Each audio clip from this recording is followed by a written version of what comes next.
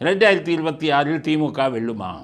அதாவது எல்லாருக்குமே ஒரு இது என்னென்னு கேட்டிங்கன்னா, 1971 நான் பார்க்குறேன். ஒரு தடவை திமுக ஆட்சிக்கு வந்தால் அடுத்த தடவை தோற்றுருவாங்க. ராசி 71 இதுவரை ஒரு தடவை ஜெயிச்சு மறுபடியும் அவங்க ஆட்சிக்கு வந்ததா சரித்திரமே இல்லை.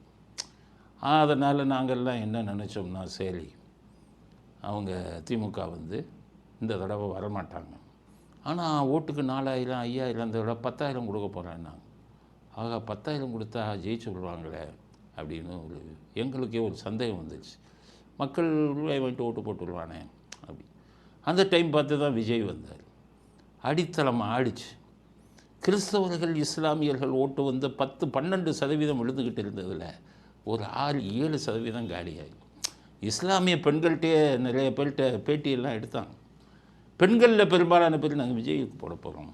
மக்கள் ஒரு மாற்றத்தை விரும்புகிறாங்க. ஏன்னா பார்த்த முகத்தையே பார்த்துக்கிட்டு இருக்கோமாப்பா, ஏதாச்சும் ஒரு புது முகத்தை. அதாவது அந்தந்த கட்சிகளுக்குன்னு ஓட்டு இருக்கும், அதிமுகவுக்குன்னு ஒரு ஓட்டு இருக்கும். அதில் இருக்கிறவங்க எப்போ பார்த்தாலும் ரெட்டை இலை தான் போடுவாங்க. எம்ஜிஆர், ஜெயலலிதா ரெட்டை இலை அவங்களுக்கு தான் போடுவாங்க. ஸோ கட்சிகளுக்கு அங்கங்கே ஓட் பேங்க் இருக்குது, அது விழுகும்.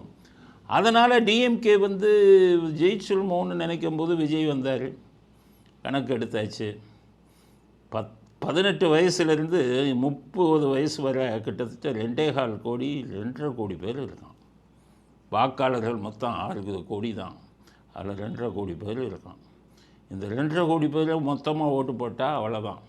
சரி, பாதி போட்டாலும் 1.25 கோடி போயிடும். அப்புறம் 30 வயசுக்கு மேலே இருக்கிறவன் எப்படி போடுவான்? இதெல்லாம் ஸோ விஜய் வந்ததுக்கப்புறம் ஒரு ஆட்டம் கண்டுச்சு. ஸோ இந்த மாதிரி போயிட்டு இருக்கும்போது விஜய் கட்சியில் இன்னும் பெரிய பெரிய விஐபிங்க, பிரமுகர்கள், முன்னாள் மந்திரிகள் எல்லாம் க்யூவில் நிற்கிறாங்களாம். ஆனால் பாருங்கள், அவங்க இல்லை எல்லாத்தையும் சரி பண்ணிவிட்டு உங்களை பற்றி விசாரிச்சுட்டு தான் கொடுப்போம். விசாரிக்கிறதுன்னா எலெக்ஷன் டைமில் மக்களுக்கு தேவை எல்லாம் அங்கே போய் சேர்ந்துட்டான்ப்பா, அப்போ இவர் தான்ப்பா ஜெயிப்பாருன்னா அவன் பாட்டு குத்துவான்.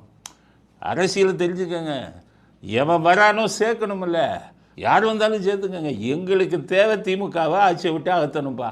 அது நீ யார் வருவீயோ, விஜயா வர்றீங்களா, எடப்பாடி வர்றீங்களா, இல்லை நயினார் நாகேந்திரன், நீங்கள் யார் வர்றீங்களோ, உங்களுக்கு யாருக்கு பலம் இருக்கிறதோ, யார் திறமையாக கொண்டு போகிறீங்களோ அவங்களுக்கு நாங்கள் ஆதரிப்போம். காரணம், எங்களுடைய லட்சியம் திமுகவை ஆட்சியிலிருந்து அகற்றணும்.